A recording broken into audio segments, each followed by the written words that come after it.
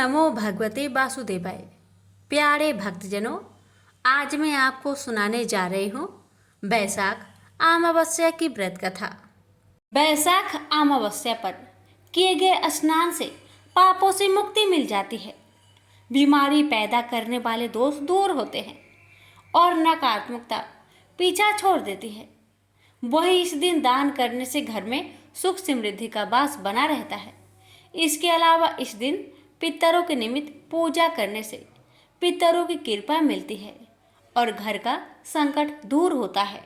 तो आइए श्रवण करते हैं बैसाख अमावस्या का महत्व और श्रवण करेंगे कथा को पूरा सुनिए और कमेंट बॉक्स में लक्ष्मी नारायण की जय अवश्य लिखिए।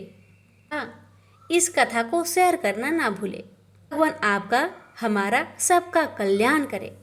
एक बार की बात है, मैथिली पति ने पूछा, ब्राह्मण, इस बैसाख मास में कौन कौन सी तिथियां पुण्यदायिनी है?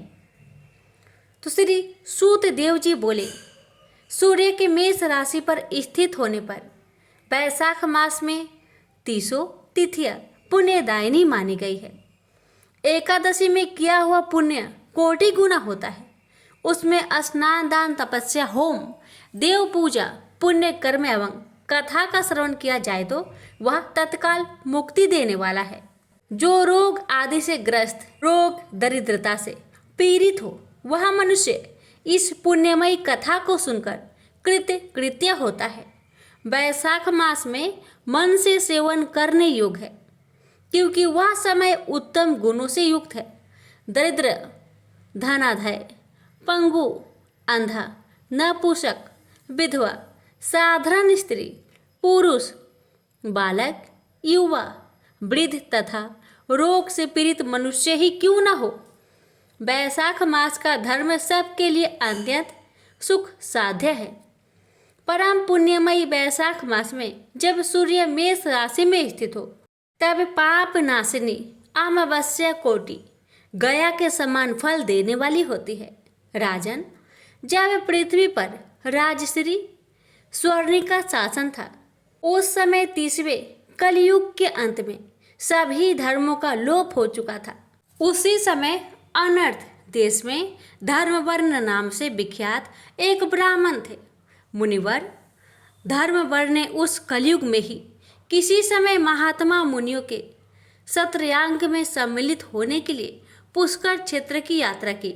वहाँ कुछ व्रतधारी महर्षियों ने कलयुग की प्रशंसा करते हुए इस प्रकार कहा था, सतयुग में भगवान विष्णु को संतुष्ट करने वाला जो पुण्य 1 वर्ष में साध्य है, वही त्रेता में 1 मास में और द्वापर में 15 दिनों में साध्य होता है।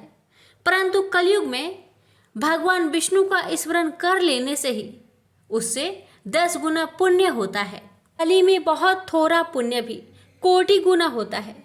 जो एक बार भी भगवान का नाम लेकर दयादान करता है और दुर्भिक्ष में अन्न देता है, वह निश्चय ही ऊर्ध्व लोक में गमन करता है। यह सुनकर देवऋषि नारद हंसते हुए उन्मत्त के समान नृत्य करने लगे।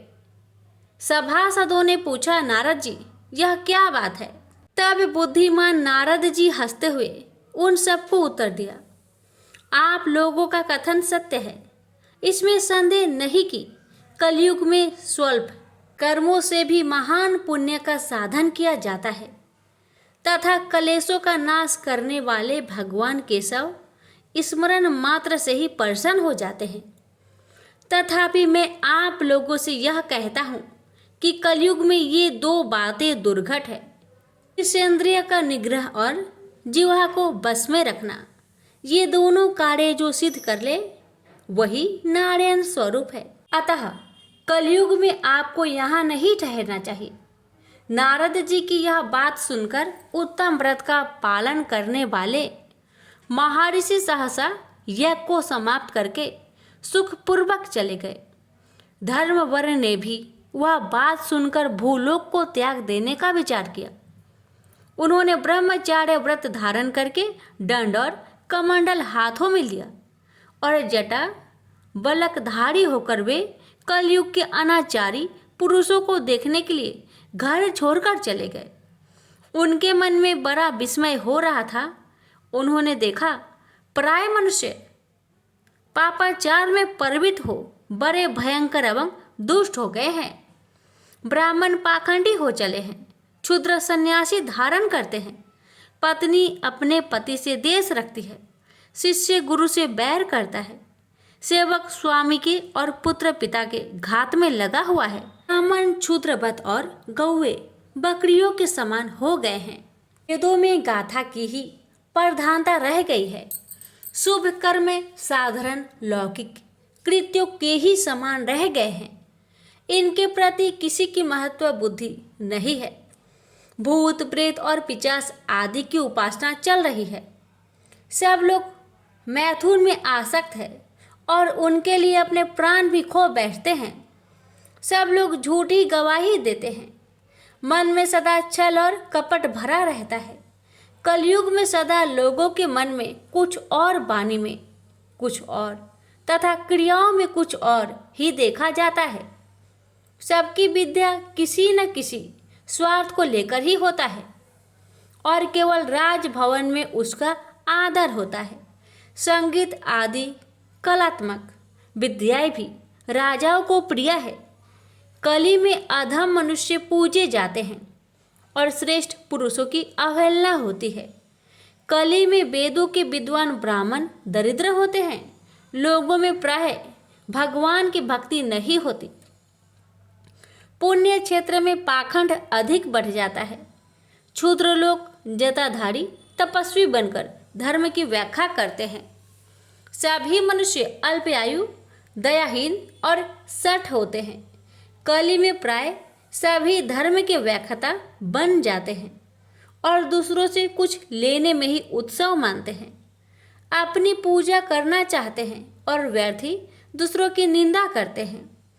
अपने घर आने पर सभी अपने स्वामी की दोषों की चर्चा में तत्पर रहते हैं।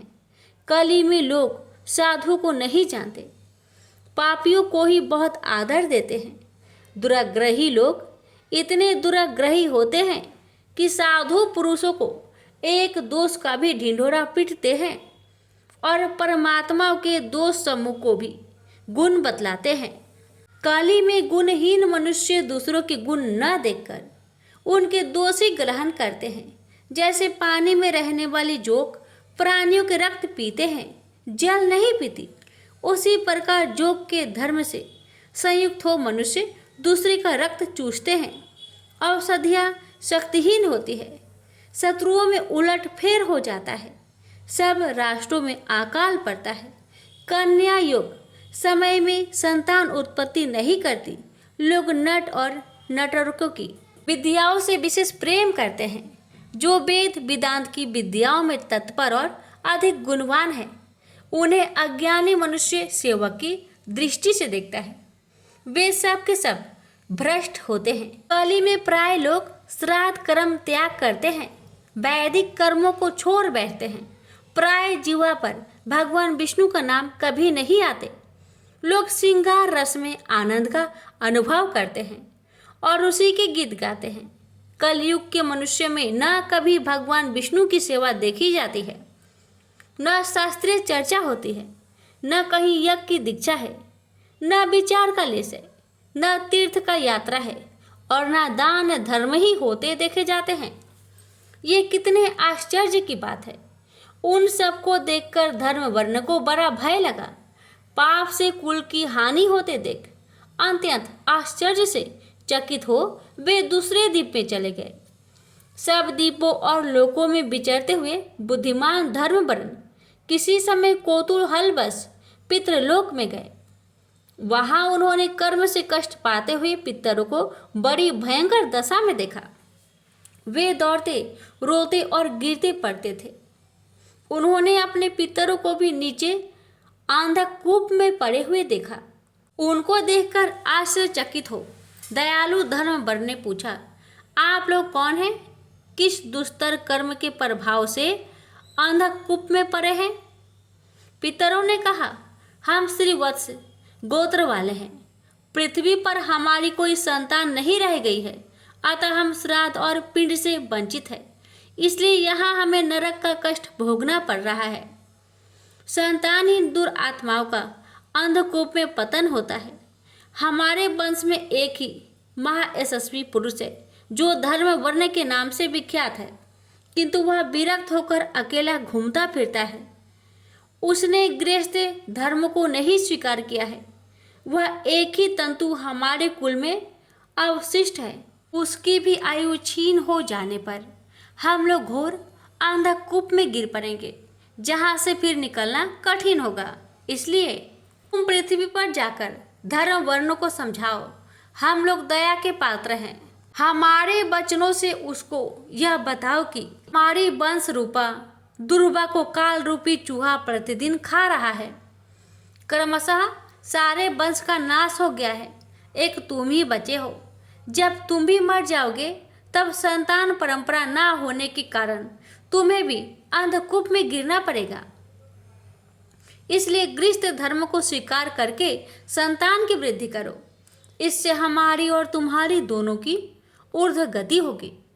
यदि एक भी पुत्र वैशाख मास अथवा कार्तिक मास में हमारे उद्देश्य से स्नान श्राद्ध और दान करेगा तो उससे हम लोगों की ऊर्ध्व गति होगी और नरक से उद्धार हो जाएगा। यदि एक भी पुत्र भगवान विष्णु का भक्त हो जाए, एक भी एकादशी का व्रत रहने लगे, अथवा यदि एक भी महान विष्णु की पाप नाशक कथा श्रवण करे तो उसकी 100 बीती हुई पीढ़ियों का तथा 100 भावी पीढ़ियों का उद्धार होता है।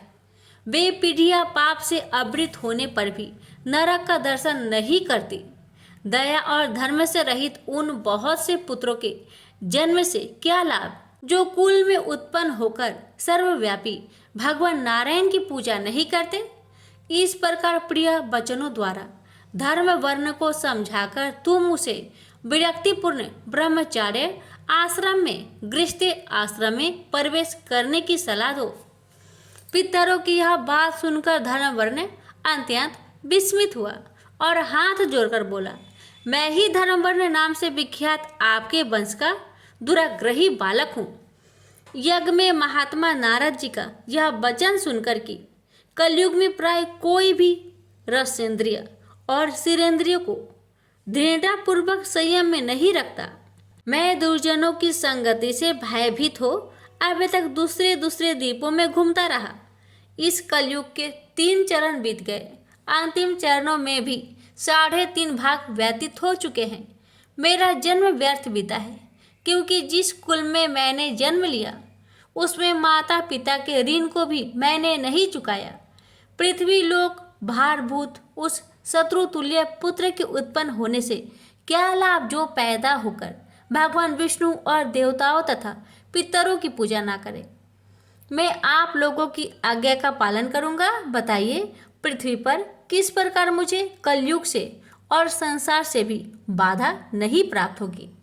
वर्ण की बात सुनकर पितरों के मन को कुछ अवशासन मिला। वो बोले, बेटा, तुम गृहस्थ आश्रम स्वीकार करके संतान उत्पत्ति के द्वारा हमारे उद्धार करो। जो भगवान विष्णु की कथा में अनुरुक्त होते, निरंतर श्री हरि का स्मरण करते और सदाचार के पालन में तत्पर रहते, उन्हें कलयुग बाधा नहीं पहुंचाता।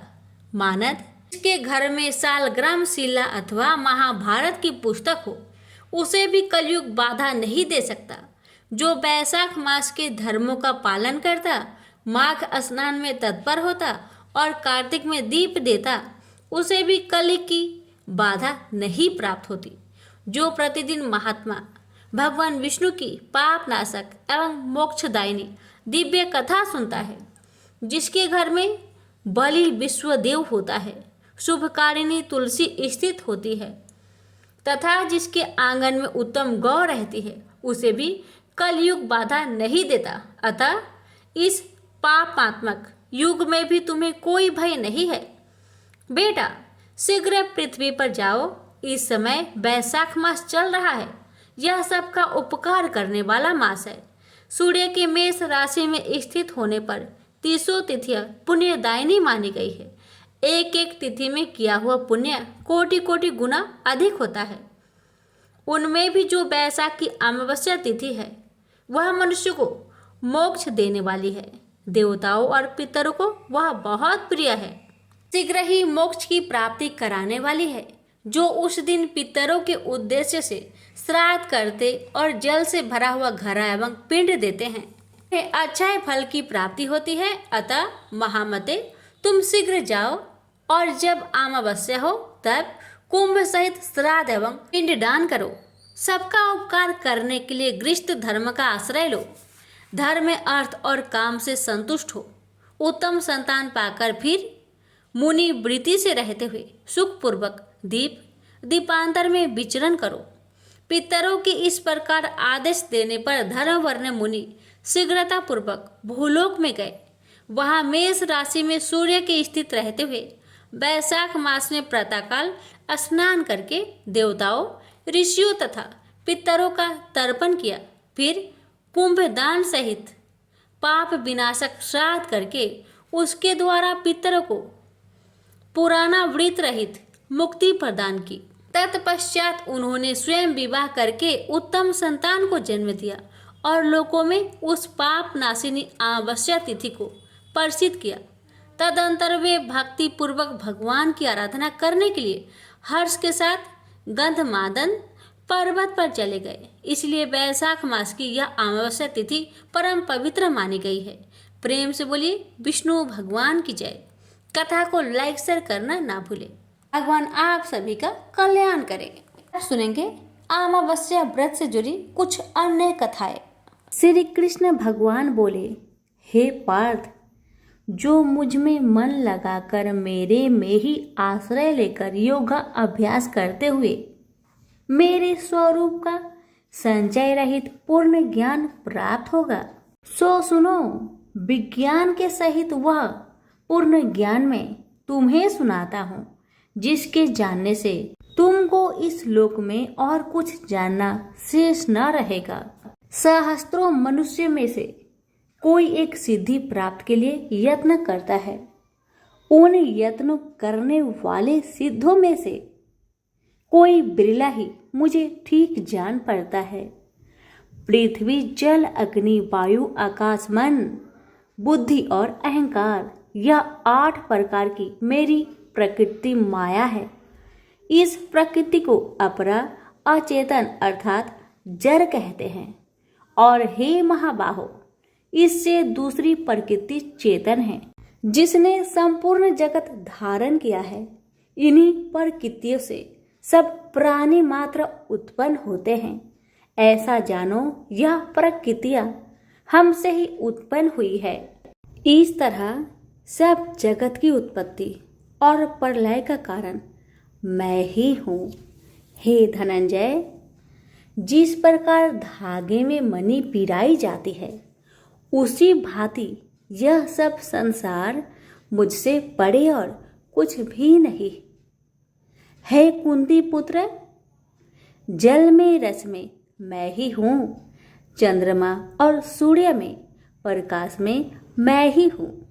सब वेदों का सार मैं ही हूँ। आकाश में शब्द तथा पुरुष में पौरुष मैं ही हूँ।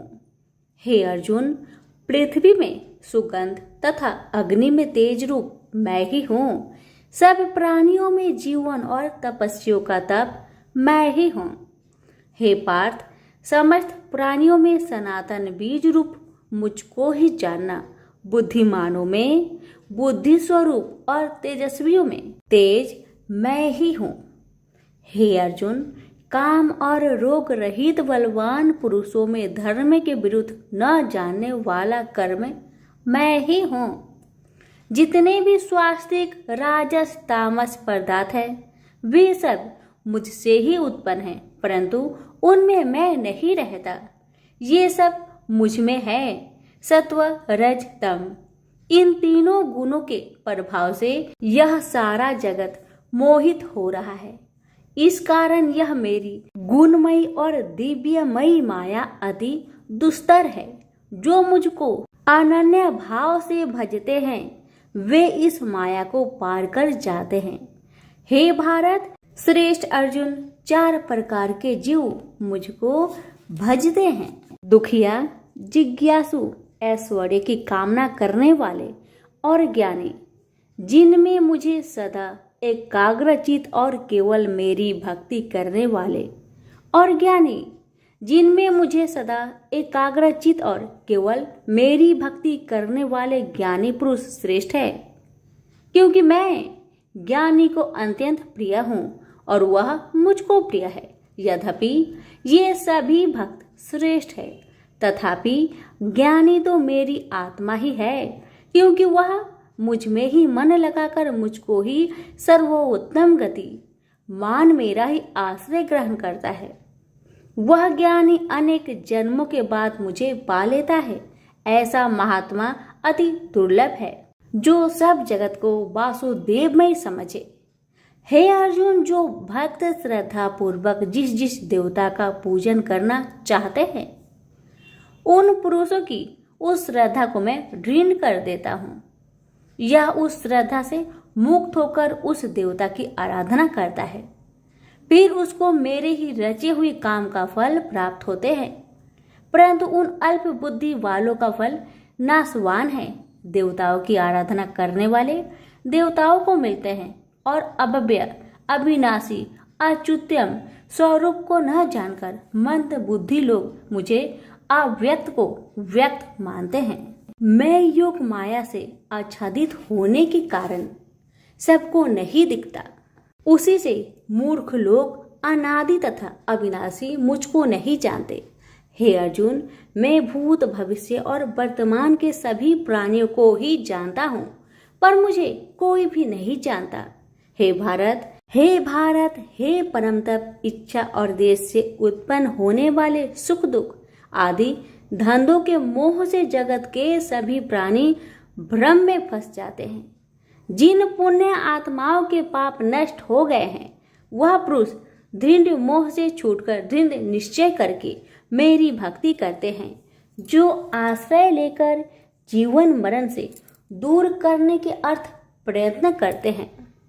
वे पुरुष ब्रह्मा आत्मज्ञान अपने चित्त को निश्चल रखकर उसका संगम करता है और अंत कारण की समाधि लगाता है, जिस अवस्था में योग अभ्यास के कारण चित्त का वेग रुक रुक कर विषयों से पृथक होने लगता है और जब शुद्ध अंतःकरण से आत्मा को देखकर आत्मा में ही संतुष्ट होता है, जिस अवस्था में वह अत्यंत सुख जो इंद्रियों द्वारा जाना नहीं जा सकता, वरन केवल बुद्धि से ही जाना जाता है, और जब वह योगी अनुभव करता है, तब आत्मा स्वरूप में स्थिर हो उससे विचलित नहीं होता।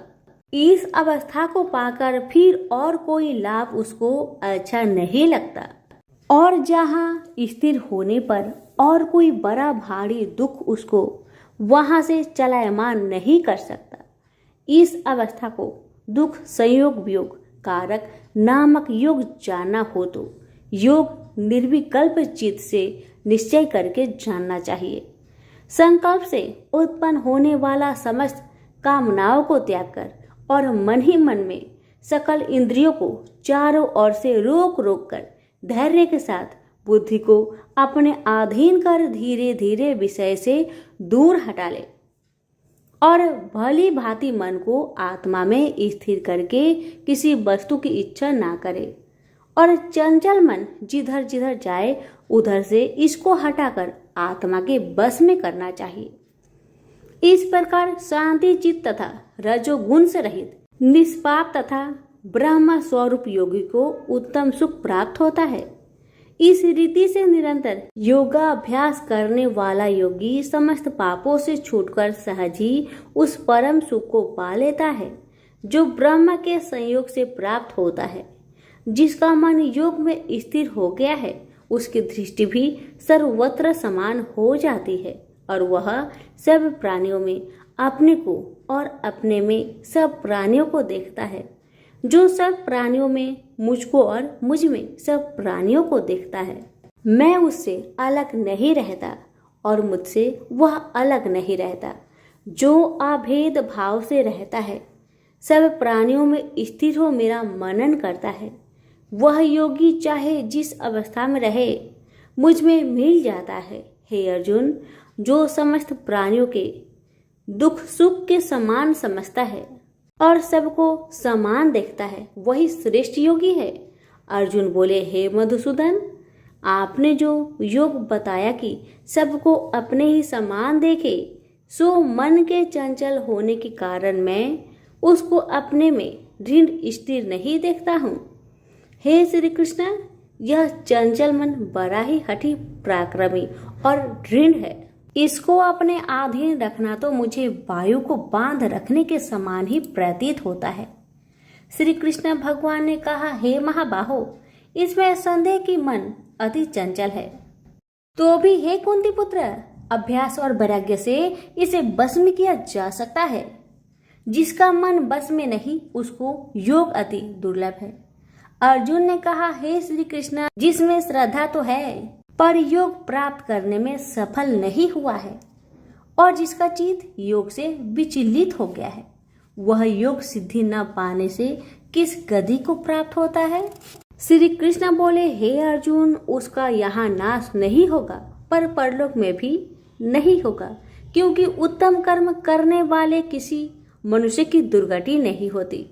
वह योग में असफल मनुष्य बहुत दिनों तक पुण्यवानों को प्राप्त होने वाले लोकों में वास करता है और फिर वहां से किसी पवित्र और धनवान मनुष्य घर में आकर जन्म लेता है। इस प्रकार का जन्म पाना भी इस लोक में बड़ा दुर्लभ है। हे कुरुनंदन, यह योगियों के बस में जन्म लेकर पूर्व जन्म की बुद्धि संस्कार अर्थात आत्मज्ञान को पाता है और उससे अधिक सिद्धि के लिए यत्न करता हूँ। पूर्व जन्म में किए योग अभ्यास के बल में अनेक विघ्नों को पड़ने पर भी यह मोक्ष को प्राप्त होता है। योग की केवल इच्छा ही हो तो पुरुष शब्द ब्रह्म के परे जा पहुंचता है। जो बड़े परिश्रम और यत्न से योग अभ्यास करता है, वह पापों से छूट मोक्ष को पाता है। बड़े तपस्वियों से योगी श्रेष्ठ है। जो शुद्ध होकर अनेक जन्मों में परिश्रम करके सफल होता है और ज्ञानियों से भी योगी श्रेष्ठ है। इसलिए हे अर्जुन, तुम योगी बनो। केवल मुझ में ही मन लगाकर योग प्राप्ति के लिए जो मेरा भजन करता है, उसको समस्त योगियों के मध्य से मैंने अत्यंत श्रेष्ठ माना है। प्रेम से बोलिए श्री कृष्ण भगवान की जय। अब सुनिए श्रीमद् भगवत गीता पाठ अध्याय 7 की महात्म्य। भगवान शिव कहते हैं, हे पार्वती, अब मैं 7वें अध्याय का महात्म्य बतलाता हूँ, जिसे सुनकर कानों में अमृत राशि भर जाती है। पाटलिपुत्र नामक एक दुर्गम नगर है, जिसका गोपुर बहुत ही ऊंचा है। उस नगर में शंकुकर्ण नामक एक ब्राह्मण रहता था। उसने वेश्यावृत्ति का आश्रय लेकर बहुत धन कमाया, किंतु ना तो कभी पितरों का तर्पण किया और न देवताओं का पूजन ही। वह धनोपार्जन में तत्पर होकर राजाओं को ही भोज दिया करता था। एक समय की बात है, उस ब्राह्मण ने अपना चौथा विवाह करने के लिए पुत्र और बंधुओं के साथ यात्रा की। मार्ग में आधी रात के समय जब वह सो रहा था, तब एक सर्प ने कहीं से आकर उसकी बाह में काट लिया। उसके काटते ही ऐसी अवस्था हो गई कि मणि, मंत्र और औषधि आदि से भी उसके शरीर की रक्षा असाध्य जान पड़ी।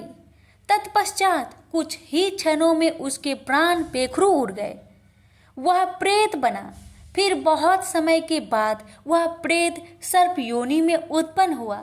उसका बीत धन की वासना में बंधा था। उसने पूर्व वृत्तांत को स्मरण करके सोचा, मैंने घर के बाहर करोड़ों की संख्या में अपना जो धन गार रखा है, उससे इन पुत्रों को वंचित करके स्वयं ही उसकी रक्षा करूंगा। सांप की योनि से पीड़ित होकर पिता ने एक दिव्य सपना में अपने पुत्र के समक्ष आकर अपना मनोभाव बताया। तब उसके पुत्र ने सवेरे उठकर बड़े विस्मय के साथ एक दूसरे से सपने की बातें कही। उनमें से झंझला पुत्र कुदाल हाथ में लिए घर से निकला और जहां उसके पिता सर्प योनि धारण करके रहते थे, उस स्थान पर गया। यद्यपि उसे धन के स्थान पर ठीक ठीक पता नहीं था, तो भी उसने जीहो से उसका ठीक निश्चय कर लिया और लोभ बुद्धि से वहां पहुंचकर बाबी को खोदना आरंभ किया। तब उस बाबी से बड़ा भयानक सांप प्रकट हुआ और बोला, ओ मूर्ख, तू कौन है? किस लिए यहाँ आया है? यह बिल क्यों खोद रहा है? किसने तुझे भेजा है? ये सारी बातें मेरे सामने बता। पुत्र बोला, पिताजी, आपकी मुक्ति कैसे होगी? इसका उपाय मुझे बतलाइए, क्योंकि मैं इतनी रात को सब लोगों को छोड़कर आपके पास आया हूँ। पिता बोले, बेटा, गीता के अमृतमय 7वें अध्याय को छोड़कर मुझे मुक्त करने में तीर्थ, दान, तप और यज्ञ भी सर्वथा समर्थ नहीं है। केवल गीता का 7वां अध्याय ही प्राणियों के जरा मृत्यु आदि दुखों को दूर करने वाला है। पुत्र, मेरे श्राद्ध के दिन गीता के 7वें अध्याय का पाठ करने वाले ब्राह्मण को श्रद्धा पूर्वक भोजन कराओ। इससे निस्संदेह मेरी मुक्ति हो जाएगी। बस अपनी शक्ति के अनुसार पूर्ण श्रद्धा के साथ निर्वर्षी और वेद विद्या में प्रवीण अन्य प्राणी को भी भोजन कराना। सर्प योनि में पड़े हुए पिता के यह वचन सुनकर सभी पुत्र ने उनकी आज्ञा अनुसार तथा उससे भी अधिक किया। तब शंकुकर ने अपने सर्प शरीर को त्याग कर दिव्य देह धारण किया और सारा धन पुत्रों के अधीन कर दिया। पिता ने करोड़ों की संख्या में जो धन उनमें बांट दिया था, उससे वे पुत्र बहुत प्रसन्न हुए। उनकी बुद्धि धर्म में लगने लगी थी, इसलिए उन्होंने बावली, कुआं, पोखरा, यज्ञ तथा देव मंदिर के लिए उस धन का उपयोग किया और अन्य शाला भी बनवाए। तत्पश्चात 7वें अध्याय का सदा जप करते हुए उन्होंने मोक्ष प्राप्त किया। हे पार्वती, यह तुम्हें 7वां अध्याय का महात्म्य बतलाया, जिसके श्रवण मात्र से मानव सब पातकों से मुक्त हो जाता है। प्रेम से बोलिए उमापति शंकर भगवान की जय। वीडियो को लाइक शेयर करना ना भूले। धन्यवाद। गणेश भगवान की कथा। भक्तों, आप सभी गणपति बप्पा मौर्य, मंगल मूर्ति मौर्य के जयकारे लगाते हुए सुना होगा। कहते हैं कि कई बार भगवान अपने प्रिय भक्तों के नाम से भी जाने जाते हैं। गणपति जी के साथ मौर्य भी उनके प्रिय भक्त मौर्य गोस्वामी के नाम से जुड़ गया। महाराष्ट्र के पुणे से लगभग 18 किलोमीटर दूर चिरवार क्षेत्र में हर कोई गणेश जी के भक्त मौर्य के बारे में जानता है, जहाँ पर मौर्य गोस्वामी ने गणेश जी के एक मंदिर की स्थापना की थी। मौर्य गोस्वामी गणेश जी के परम भक्त थे। उनको गणपति जी की भक्ति विरासत में अपने माता पिता से प्राप्त हुई थी। उनके पिता का नाम बामन भट्ट और माता का नाम पार्वती बाई था। दोनों पति पत्नी गणेश जी के भक्त थे। मौर्य गोस्वामी जी भी गणेश जी के भक्त थे। ऐसा माना जाता है कि मौर्य गोस्वामी जी हर वर्ष गणेश चतुर्थी को चितवार से पैदल यात्रा करके वहां से 95 किलोमीटर दूर मयूरेश्वर मंदिर में श्री गणेश के दर्शन के लिए जाते थे। उनके बचपन से 117 वर्ष की आयु तक यह सिलसिला चलता रहा, लेकिन वृद्धावस्था के कारण उन्हें काफ़ी मुश्किलों का सामना करना पड़ता था।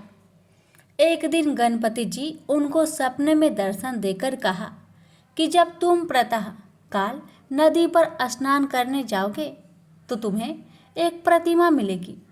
अगले दिन जब वह स्नान करने गए तो उन्हें सपने में जैसे स्वरूप के गणपति जी ने दर्शन दिए थे, वैसे ही मूर्ति मिली। मौर्य गोस्वामी जी ने उस मूर्ति को लेकर चिचवार में ही स्थापित कर दिया और उसकी पूजा अर्चना करने लगे। समय के साथ चिचवार मंदिर की लोकप्रियता बढ़ने लगी और दूर दूर से भक्त गणपति जी के दर्शन करने आने लगे। भक्त गणपति जी का दर्शन करने के पश्चात उनके प्रिय भक्त का आशीर्वाद लेते। ऐसा माना जाता है कि भक्त उन्हें गणपति मौर्य कहते हैं और वह अपने भक्तों को मंगल मूर्ति कहते हैं। समय के साथ गणपति और उनके भक्त मौर्य का नाम एक साथ पुकारा जाने लगा। गणपति बप्पा मौर्य, मंगल मूर्ति मौर्य। प्रेम से बोलिए गणपति बप्पा मौर्य, मंगल मूर्ति मौर्य। लापसी तपसी की कथा। एक लापसी था, एक तपसी था। तपसी हमेशा भगवान की तपस्या में लीन रहता था। लापसी रोजाना सवा सेर की लापसी बनाकर भगवान का भोग लगाकर जीम लेता था। एक दिन दोनों लड़ने लगे। लापसी बोला, मैं रोज भगवान की तपस्या करता हूँ, इसलिए मैं बड़ा हूँ। लापसी बोला कि मैं रोज भगवान को सवा सेर लापसी का भोग लगाता हूँ, इसलिए मैं बड़ा हूँ। नारद जी वहां से गुजर रहे थे। दोनों को लड़ता देखकर उनसे पूछा कि क्यों तुम लड़ रहे हो। लापसी ने खुद को बड़ा होने का कारण बताया और तपसी ने अपना कारण बताया। नारद जी बोले, तुम्हारा फैसला मैं कर दूंगा। दूसरे दिन लापसी और तपसी नहाकर अपनी रोज की भक्ति करने आए तो नारद जी ने छुपकर 1.25 करोड़ की एक एक अंगूठी उन दोनों के आगे रख दी। तपसी की नजर जब अंगूठी पर पड़ी तो उसने चुपचाप अंगूठी उठाकर अपने नीचे दबा ली। लापसी की नजर अंगूठी पर पड़ी लेकिन उसने ध्यान नहीं दिया। भगवान को भोग लगाकर लापसी खाने लगा। नारद जी सामने आए तो दोनों ने पूछा कि कौन बड़ा। तो नारद जी ने तपसी को खड़ा होने को कहा। वो खड़ा हुआ तो उसके नीचे दबी अंगूठी दिखाई पड़ी। नारद जी ने तपसी से कहा, तपस्या करने के बाद भी तुम्हारी चोरी करने की आदत नहीं गई, इसलिए लापसी बना है और तुम्हें तुम्हारी तपस्या का कोई भी फल नहीं मिलेगा। तपसी शर्मिंदा होकर माफी मांगने लगा। उसने नारद जी से पूछा, मुझे मेरी तपस्या का फल कैसे मिलेगा। नारद जी ने कहा, यदि कोई गाय और कुत्ते की रोटी नहीं बनाएगा तो फल तुझे मिलेगा। यदि कोई ब्राह्मण को भोजन करवाकर दक्षिणा नहीं देगा तो फल तुझे मिलेगा। यदि कोई साड़ी के साथ ब्लाउज नहीं देगा तो फल तुझे मिलेगा। यदि कोई दिए से दिया जलाएगा तो फल तुझे मिलेगा। यदि कोई सारी कहानी सुने लेकिन तुम्हारी कहानी नहीं सुने तो फल तुझे मिलेगा। उसी दिन से हर व्रत कथा कहानी के साथ लापसी तपसी की कहानी भी सुनी और कही जाती है। प्रेम से बोलिए लक्ष्मी नारायण की जय।